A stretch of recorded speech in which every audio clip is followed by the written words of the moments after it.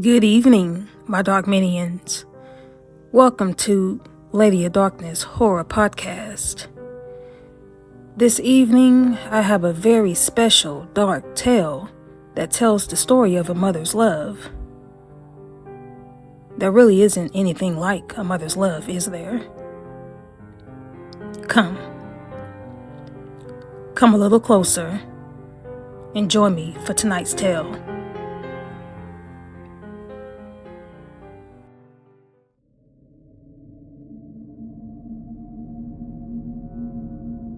He was nearly perfect when he was born. I mean, really, really perfect. I never thought that I would live long enough to see this day happen. I do have to admit that life was a lot more kind to me than what it ever has been. When I was 26, I was given devastating news. I was diagnosed with endometriosis. My worst nightmare and what I feared for so long had come true that day in the doctor's office. The worst fear of being told that I would never have children. My husband and I were devastated, and for a long time, I was paranoid that he would leave me for another woman. A woman that could give him the family that I couldn't. I mean, having a family is the dream that millions of people dream of having, right? My husband and I were those people. For years, my husband and I had big dreams of becoming parents before my diagnosis. We had tried for years for a baby, relentlessly, but with no avail. My heart was broken and my days and nights had been plagued with depression. My husband tried to be as supportive as he could be, but it was never enough. As the years passed, they had offered nothing but more failed pregnancies and heartbreak. I had finally reached my breaking point.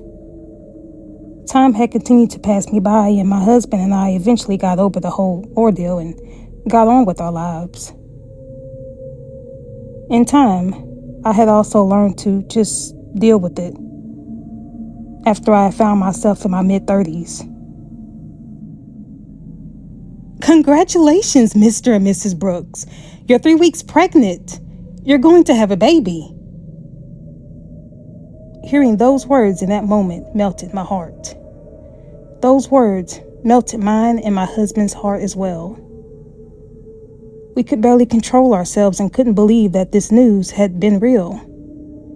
I had found myself pregnant at the age of 34, and I was ecstatic.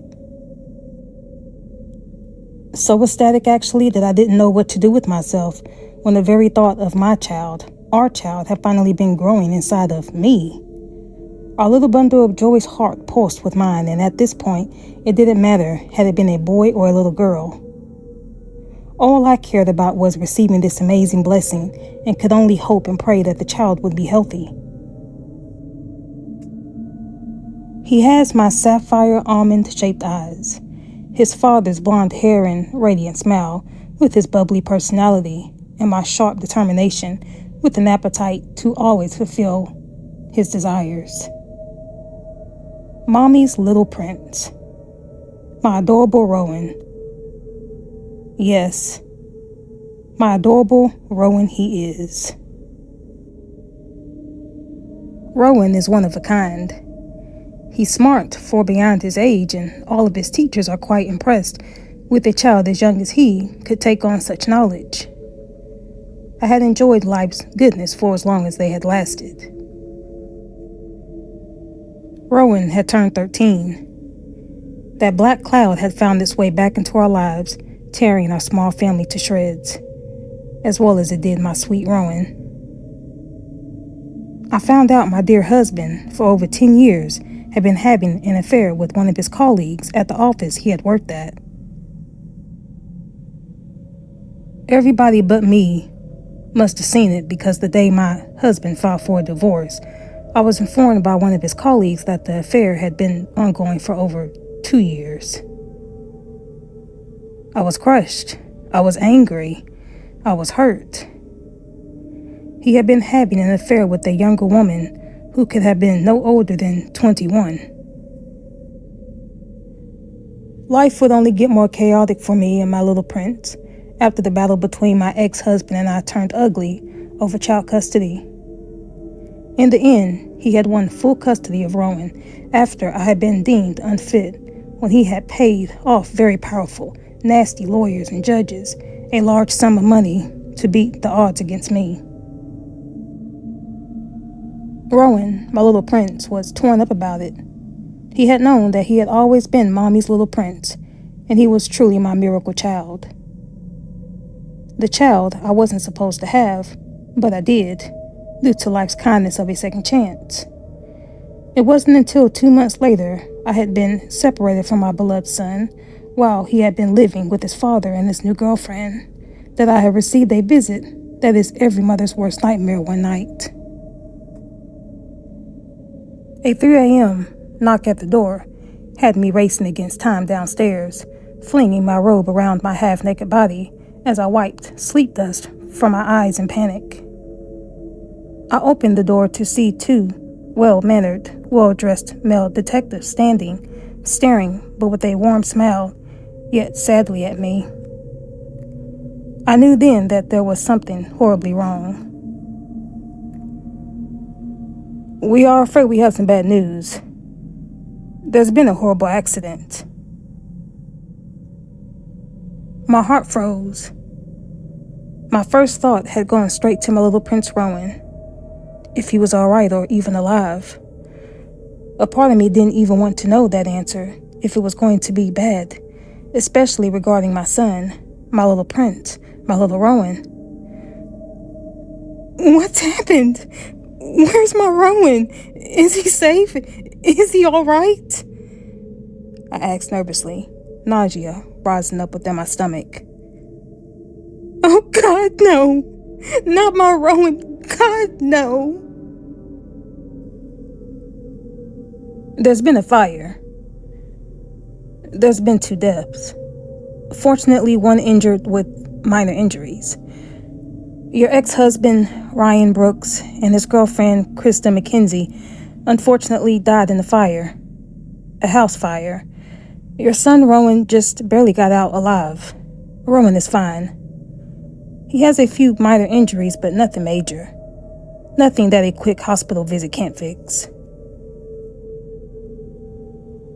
After that traumatic time, for my dear Rowan, at last, he had been back at home with me, where he should have always been. We had finally been reunited, mother and son. It had been me and my little prince against the world again. After years of rejection for motherhood, I had finally gotten the child I wanted back. I refused to lose him. The months following my ex-husband's death, Rowan became withdrawn and oblivious to the world around him. Every day he'd go straight up to his room and play his PlayStation upon hours and hours, and I wouldn't see him until after the sun had dipped below the horizon.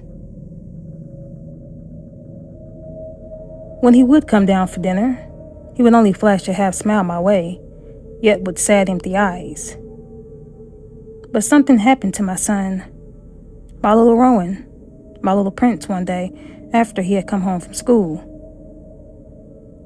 He was a 13-year-old boy, still finding himself, so I didn't overanalyze too much about it when he had returned to his old self and wanted to do teenage things. But this day wasn't right.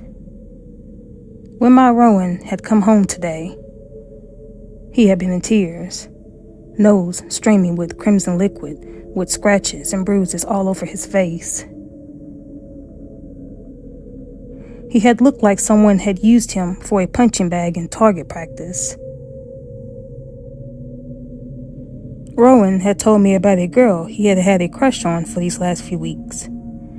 She was the school's most popular, prettiest girls, and he had had plans to ask her to the junior high school dance. I had later found out that the popular girl was Addison Stokes. She would relentlessly tease Rowan about how much of a freak he was. How he was less than, considering he had come from a broken home and that he was too far hideous for any girl, let alone her, to ever like. I would also later learn that the scheming, lying bitch would later lie about Rowan sexually assaulting her after she had rejected him when he had become angry, then forced himself on her after he followed her into the local woods where she had been walking home from school. Her boyfriend would later attack my Rowan out of retaliation from the bitch's lies. My Rowan would never hurt a soul. He was charming, he was sweet, he was everything a mother could ask for in a son. Nothing and no one was going to get in the way of my blessing. I was going to make her pay. Dirty girls like her couldn't get away with this. All mothers just desire to protect their sons and daughters, right? Please say you understand. I'm no monster, I promise. I went into the wee hours of the night with my Rowan, my pride and joy to bury the evidence after attempting to dissolve the body in acid failed. There had been so much blood, so many body parts with so little time to destroy it. But I knew it had to be done. It was the only way that justice for my beloved, sweet son was going to be served. Addison Stokes has been missing for over a week now, and life as Rowan and I knew it before isn't the same. People in this town have started talking, voicing their opinions and suspicions about us. I will never forget the disturbing phone call that day when I had received some disturbing news from the local detective before my prince and I had fled the country. Life as we knew it before is now a thing of the past and instead is now lived out under hidden identities and fake aliases. I don't know how long we can hold up like this, but I don't care. I'm willing to do anything if it means maintaining our freedom and protecting my little Rowan. I really don't know how to say this, Miss Kelly, but your late husband, Ryan Brooks, and his girlfriend, Krista McKenzie's death wasn't an accident. The fire was actually arson. You see, the autopsy report that came back indicated that there had been no soot in the lungs of the late victims. So this means that they would have both been dead before the fire.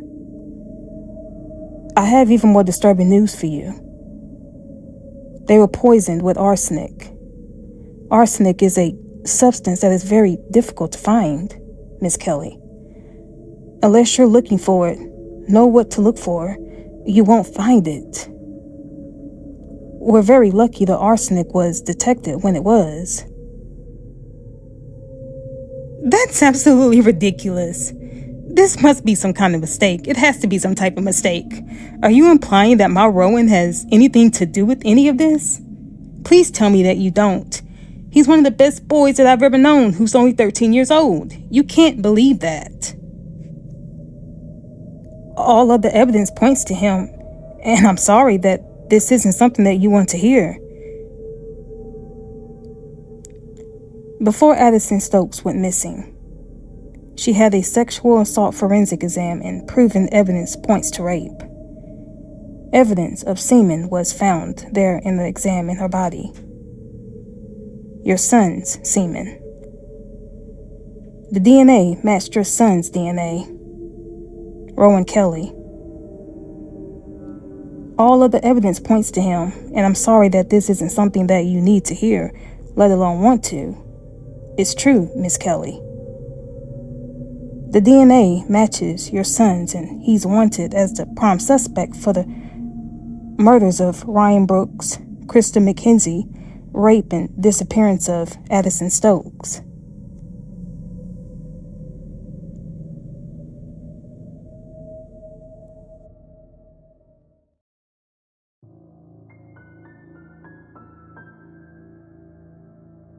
That's all I have for you this evening, my dark minions. At least for now. It looks like in tonight's tale,